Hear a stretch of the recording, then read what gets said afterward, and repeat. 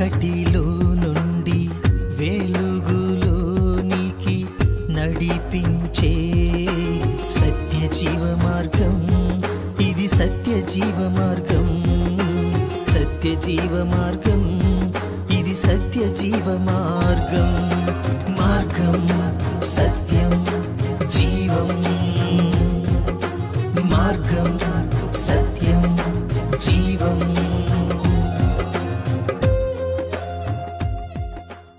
ప్రభువైన యేసుక్రీస్తు ప్రశస్తమైన నామంలో మీ అందరికీ హృదయపూర్వక వందనాలు. సత్యజీవ మార్గం అనే ఆధ్యాత్మిక కార్యక్రమానికి మీకు అందరికీ స్వాగతం. ప్రియులరా, ఈ కార్యక్రమంలో దేవుని యొక్క వాక్యాన్ని ధ్యానం చేసుకోబోయే ముందు చిన్న ప్రార్థన చేసుకుని ముందుకు కొనసాగుదాం. మహాగణుడు పరిశుద్ధుడైన మా ప్రభువా, మీకు స్తుతులు స్తోత్రములు చెల్లిస్తూ ఉన్న కనికర సంపన్నుడివి, కృప కలిగిన దేవుడివి. ఇదిగో నాయన, ఈ రీతిగా నా తండ్రి మరొకసారి మీ వాక్యాన్ని ధ్యానం చేయడానికి మీరు ఇచ్చిన సమయాన్ని బట్టి మీకు వందనాలు చెల్లిస్తున్నాం. అయ్యా, మా అందరితో మీరు మాట్లాడమని, మీ సహాయాన్ని మాకు అనుగ్రహించమని ప్రభువైన యేసు నామములో ప్రార్థించి వేడుకొంచున్నావు నా తండ్రి, ఆమేన్. ప్రియులరా, మరొకసారి మీ అందరికీ నా హృదయపూర్వక వందనాలు. నేటి వాక్య భాగంలో మనం తిమోతి గురించి ప్రత్యేకంగా ధ్యానం చేయబోతున్నాం. తిమోతి గురించి డైరెక్ట్గా మనకి వాక్య భాగంలో దొరకకపోయినప్పటికీ కూడా కొన్ని సందర్భాలని మనం చూసుకుంటూ ఉంటే తిమోతి గురించి స్పష్టంగా మనం కొన్ని విషయాలని ఖచ్చితంగా నేర్చుకునే అవకాశం ఉంటుంది. ఈ లోకంలో మనం కొంతమందిని చూస్తే ఇంప్రెస్ అవుతూ ఉంటాం. ఒక వ్యాపారవేత్తగా మనం ఉంటే, బాగా సక్సెస్ఫుల్గా వ్యాపారాన్ని రన్ చేసే వ్యాపారవేత్త, బాగా పేరు ప్రఖ్యాతలు సంపాదించిన వ్యాపారవేత్తని మనం చూసినప్పుడు వారిని బట్టి మనం ప్రేరణ పొంది పురికొల్పబడి బాగా కష్టపడాలి, బాగా వారిలాగా సంపాదించాలి అనే ఒక ఇన్స్పిరేషన్, ప్రేరణ అనేది కలుగుతుంది. అలాగే రకరకాల వ్యక్తుల్ని, చాలా బాగా చదివే విద్యార్థిని, క్లాసులో ఎప్పుడు కూడా టాపర్గా నిలిచే విద్యార్థిని ఆ క్లాస్లో పిల్లలు చూస్తున్నప్పుడు వారు కూడా వారిలో కొంతమంది ఖచ్చితంగా ఇన్స్పైర్ అవుతారు, ప్రేరణ పొందుతారు, పురికొల్పబడతారు.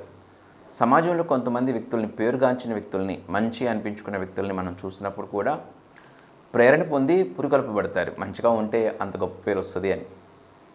ఈ రీతిగా ఈ లోకంలో కొంతమందిని చూసినప్పుడు ప్రేరణ, పురికొల్పబడటం అనేవి చాలా రోల్ ప్లే చేస్తాయి అనేది మనకు అర్థమవుతుంది.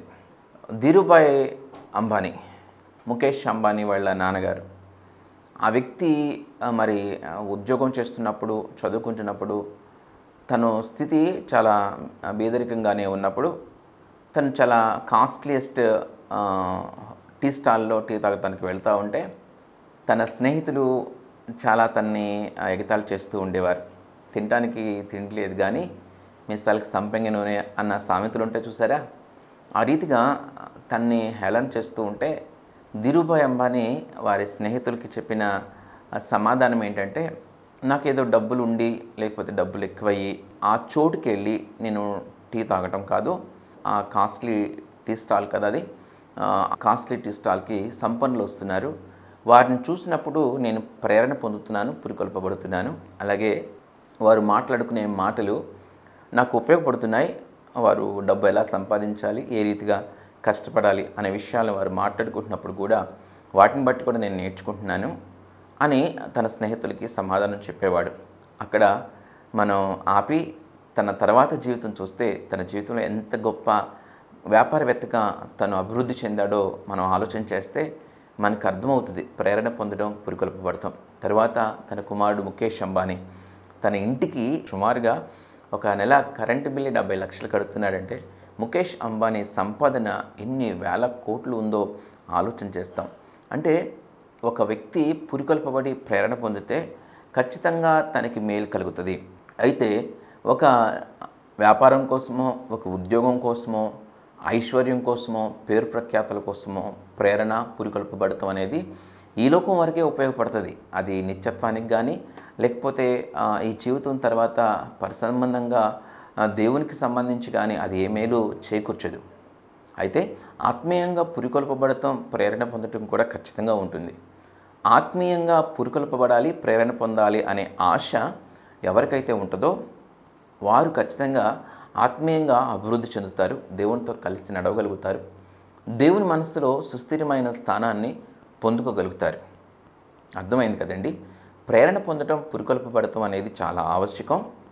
ఒక వ్యక్తికి అలాంటి అవేర్నెస్, అలాంటి అవగాహన అనేది అవసరం. నేను ప్రేరణ పొందాలి, పురికొల్పబడాలి అని.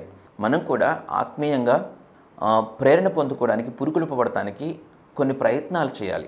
ఆశ కలిగి ఉండాలి, ప్రయత్నాలు చేయాలి. దాని కొరకు తృష్ణ దుప్పి నీటి వాగుల కొరకు ఆశపడినట్లుగా దాని కొరకు మనం ఆశ కలిగి ఉంటే, ఆ ప్రేరణ కొరకు, పురికొల్పబడడం కొరకు ఆశ కలిగి ఆయా ప్రత్యేకమైన ప్రదేశాలకి సమాజంగా కూడుకునుట, సంఘంగా కూడుకునే ఆ యొక్క చర్చెస్ కానీ, ఆయా మీటింగ్స్ కానీ, ఆయా క్రూసైడ్స్ కానీ ఎందుకు వెళ్తాం అంటే మనం పురికొల్పబడడం, ప్రేరణ పొందడం చాలా ఆవశ్యకం. మనం ఆత్మీయంగా అభివృద్ధి చెందాలని, దేవునిలో నిలిచి ఉండాలనే తపన ఉండాలి.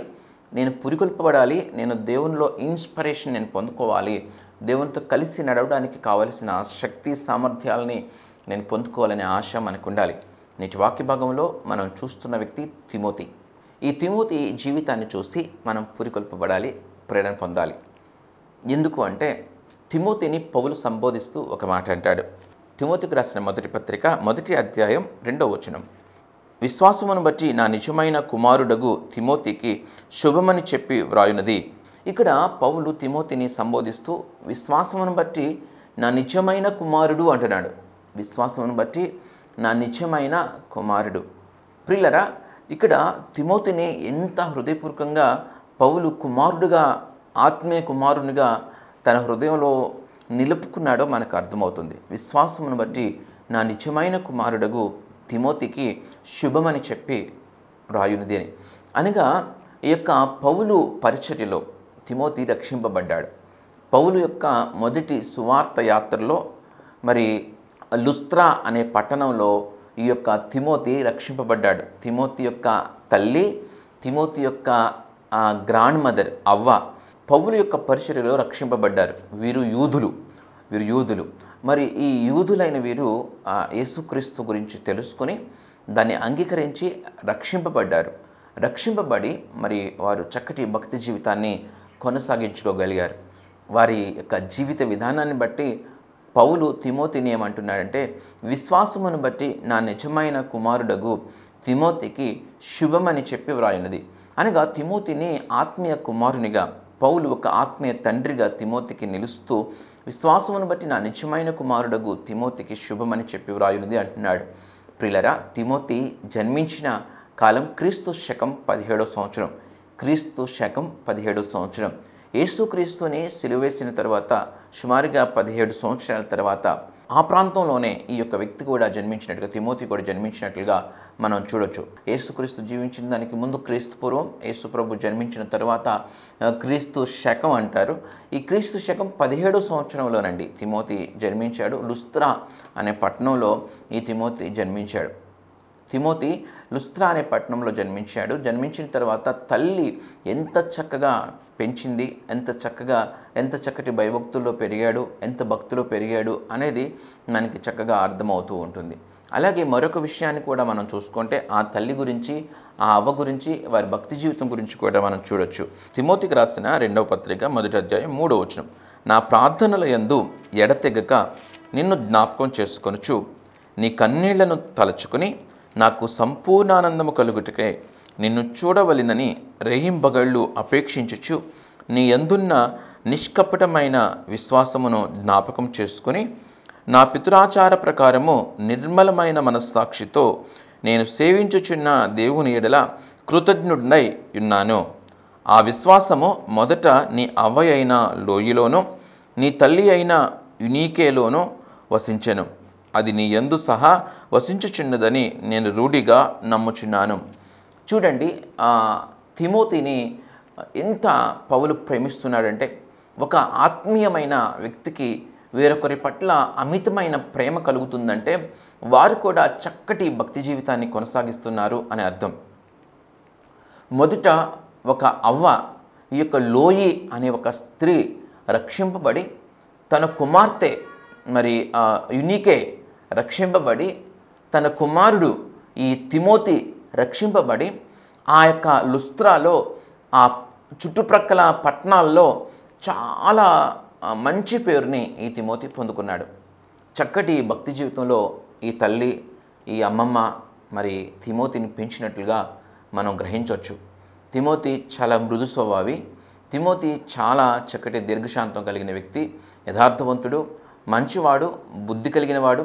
చాలా చక్కటి పేరు ఆయా పరిసర ప్రాంతాల్లో తిమోతి పొందుకున్నాడు.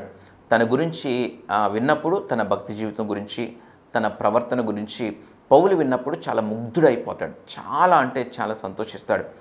ఏదేమైనా తనతో మాట్లాడాలని చూసి తిమోతితో పౌలు మాట్లాడడం, తిమోతిని తనతో కలిసి పరిచర్యకి రమ్మని చెప్పి తిమోతిని పౌలు ఆహ్వానించడం జరుగుతుంది.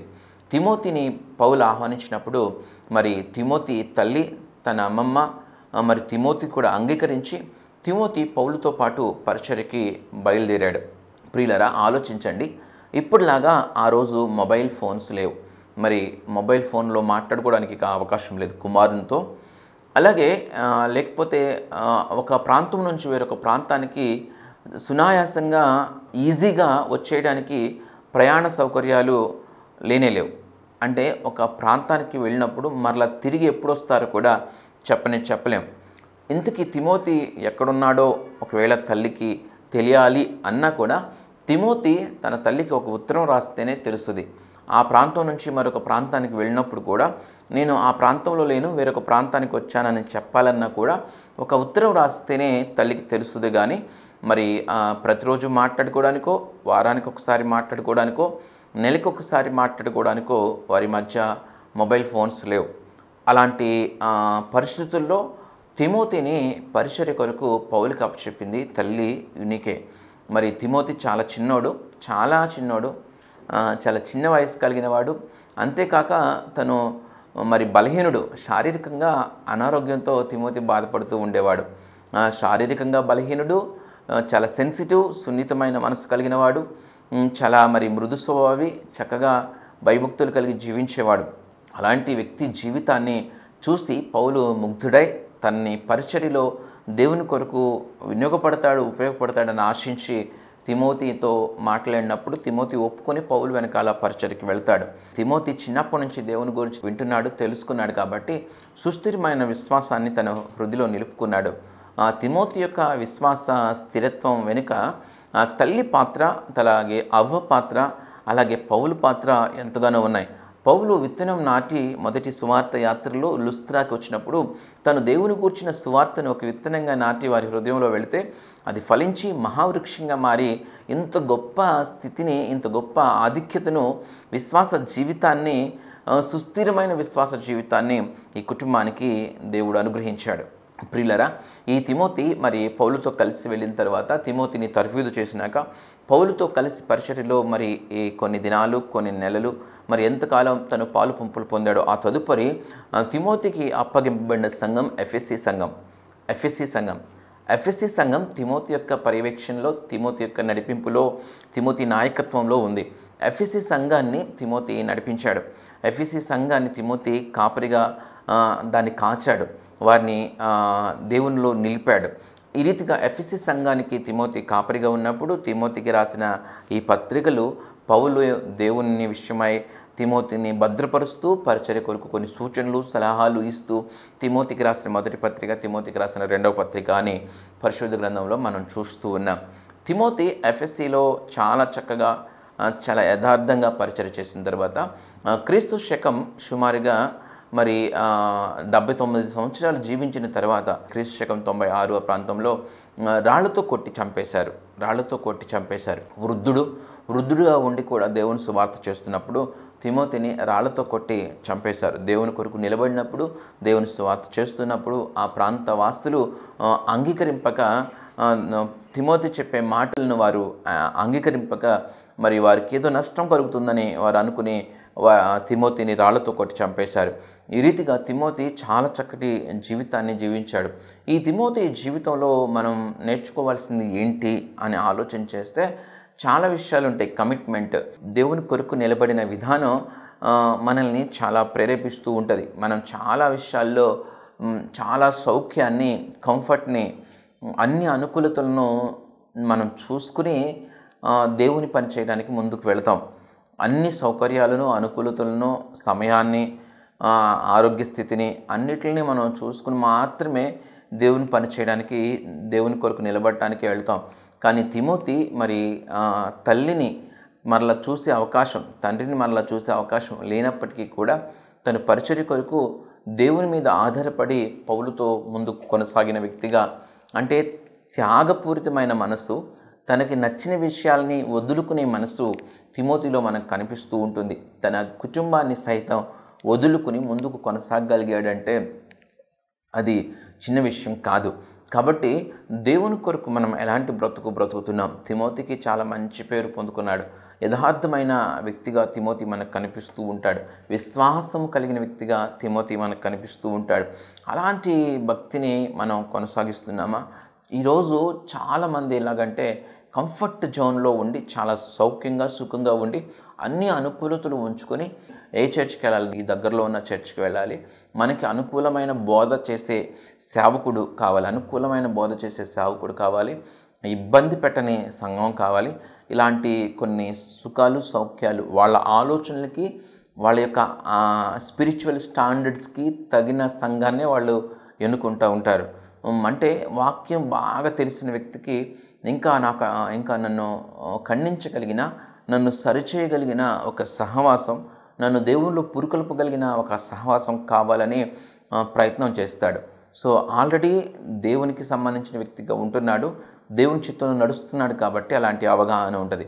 కొంతమంది అయితే వారికి కంఫర్ట్ జోన్, వారికి దగ్గరుందా, వారికి మంచిగా ఉంటుందా అక్కడ, లేదా ఆ బోధ ఏమీ పెద్ద తలనొప్పులు లేకోకుండా, ఖండించుకోకుండా, లేకపోతే అది ఇలా ఉండు అలా ఉండు ఆజ్ఞలు లేకుండా ఉంటుందా, లేదా ఏం చెప్పాలో అది చెప్పుకోవాలి, దేవుని పని అంటే ఏది చేయాలో అది చేయాలి, కానీ అది చేయొద్దు ఇది చేయొద్దు, ఈ తలనొప్పి ఏంటి అనుకునేవారు ఎంతోమంది ఉన్నారు. వారు రక్షింపబడిన వారేనా అంటే మరి ప్రశ్నార్థకమే కదా.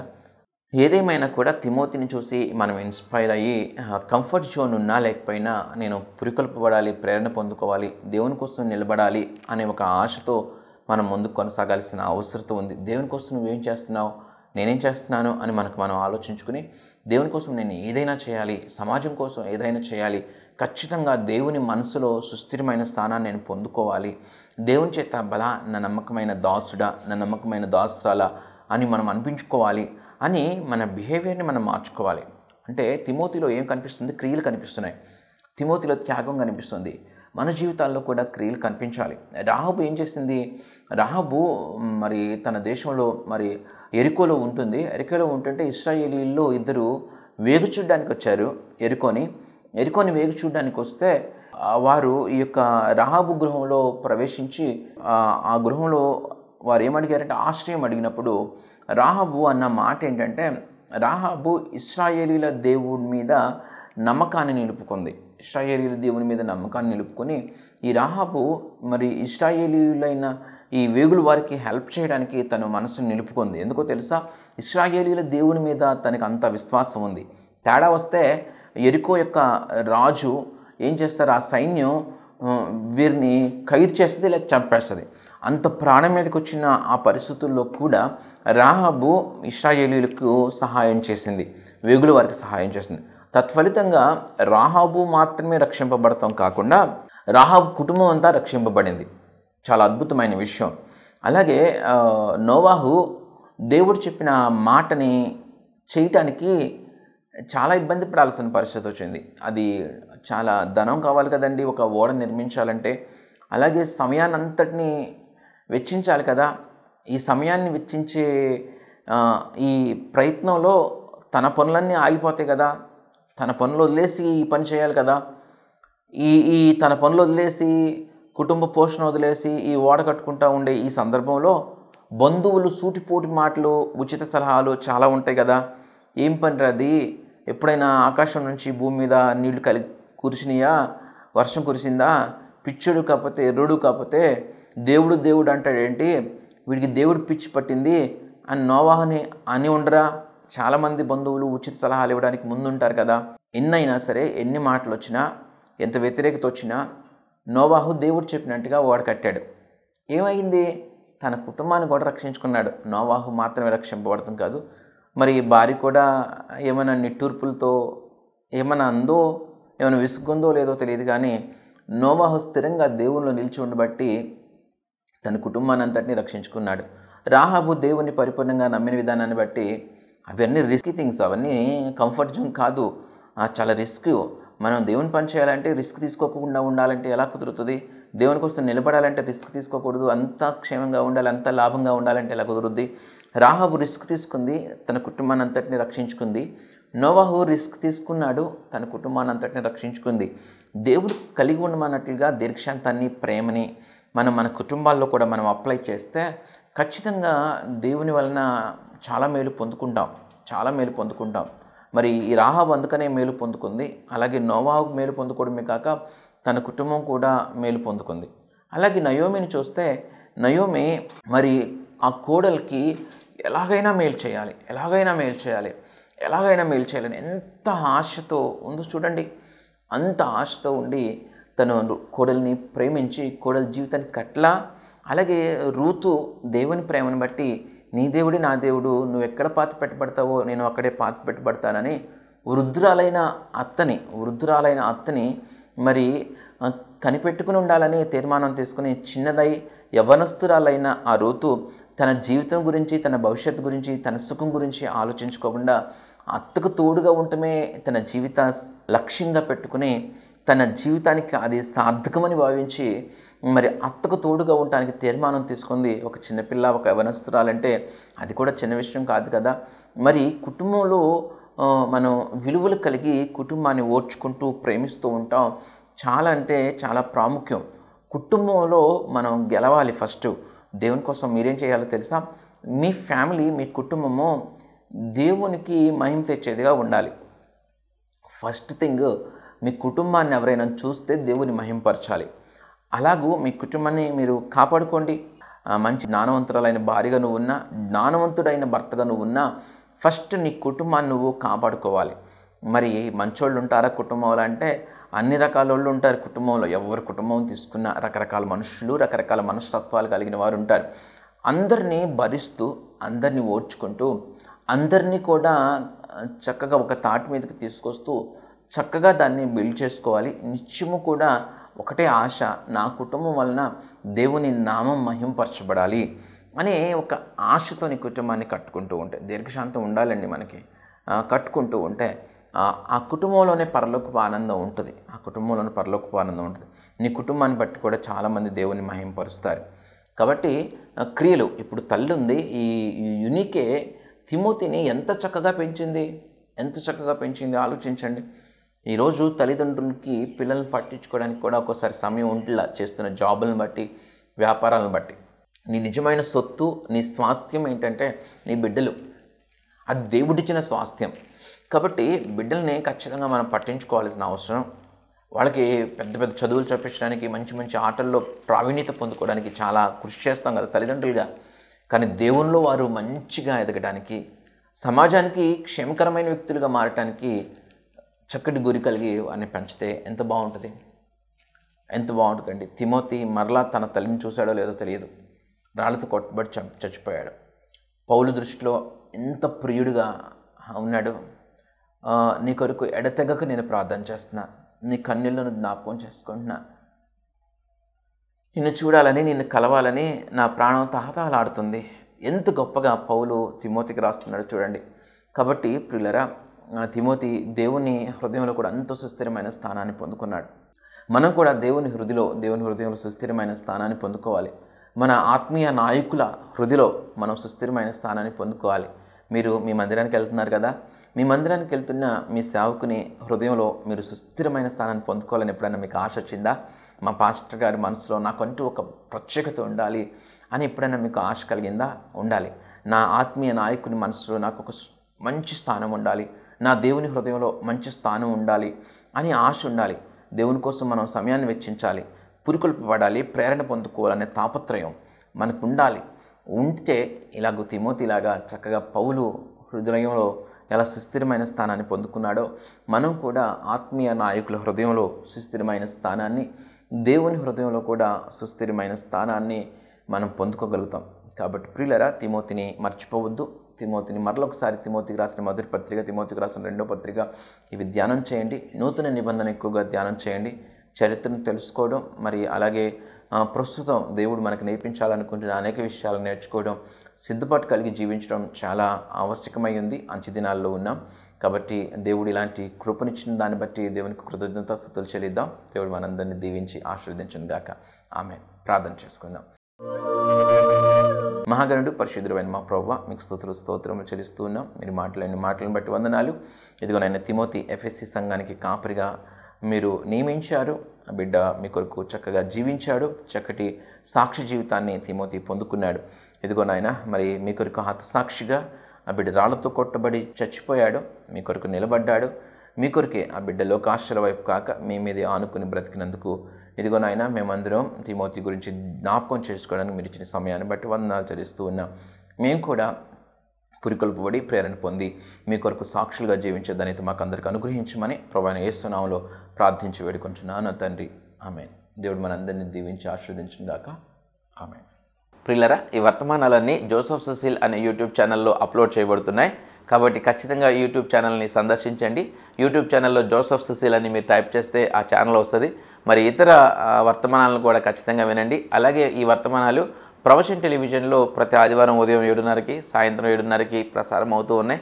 ఖచ్చితంగా వాటిని కూడా వీక్షించమని మీకు మనవి చేస్తూ ఉన్నాను. దేవుడి ప్రకటన దీవించును గాక. ఆమేన్. ప్రియమైన సహోదరి సహోదరులారా, మీకు నా హృదయపూర్వక వందనాలు తెలియచేస్తున్నాను. మీ ఆత్మీయ జీవితం ఎలా ఉంది? ఈ జీవన పయనంలో ఎదురయ్యే శోధనలలో విజయం పొందుకుంటున్నారా? మంచిది. మనం శోధనలను సహించి విజయం పొందటం ద్వారా మన పరలోకపు తండ్రి ఎంతో సంతోషిస్తారు.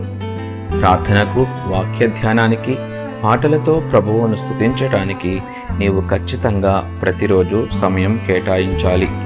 అప్పుడే నీవు లోకంలో ఉంటూనే నిష్కలంకంగా జీవించగలవు. చెట్టు మంచిదైతే విత్తు మంచిదవుతుంది. యథా రాజా తదా ప్రజ. మంచి కాపరిని కలిగిన మందలు ధన్యమైనవి. చిన్న కుటుంబం చింతలు లేని కుటుంబం. పెద్ద సంఘం కావాలి అని కాదు, మంచి సంఘం కావాలి అనుకోవాలి. అట్టహాసాలకి, ఆడంబరాలకి, ఆటపాటలకి ఆకర్షితులు కాక ప్రభువుకు సంపూర్ణ విధేయత చూపిస్తూ మంచి నడవడిక, మంచి సాక్షి జీవితం, మంద పట్ల బాధ్యత కలిగిన కాపరిని ఎంచుకోవాలి. ఆ సంఘంతోనూ ఆ సేవకునితోనూ తద్వారా ప్రభువుతో అంటుకట్టబడి ఉండాలి. మీ కష్టార్జితం, మీ దశమ భాగాలు మీరు సంతోషంగా దేవునికి కానుక ఇవ్వాలనుకున్నప్పుడు వాటిలో శ్రేష్టమైనవి, అత్యధికమైనవి మీ సంఘ కాపరికి మాత్రమే ఇవ్వాలి. మంద కాచేవాడు మంద పాలుకి అర్హుడు. ఎక్కడో ఉండే టీవీ వర్తమానికుడు ఎంతవరకు నీ మంచి చెడ్డ పట్టించుకోగలడు? ఎంతవరకు నీ యోగక్షేమాలు పట్టించుకోగలడు? నీ కన్నీరు చూడగలిగేది, నిన్ను పట్టించుకోగలిగేది, నీవు ఆశీర్వదింపబడితే సంతోషించేది నీ సంఘ కాపరి మాత్రమే. నీ సంఘ కాపరిని సంతోషపరచు, ఘనపరచు. ఆయన కంటనీరు రాకుండా చూసుకోవాలనే కోరిక నీవు కలిగి ఉంటే ప్రభువు సమస్తం చూస్తూ ఉన్నాడు. ప్రభు సేవలో మీ జోసెఫ్ సుశీల్.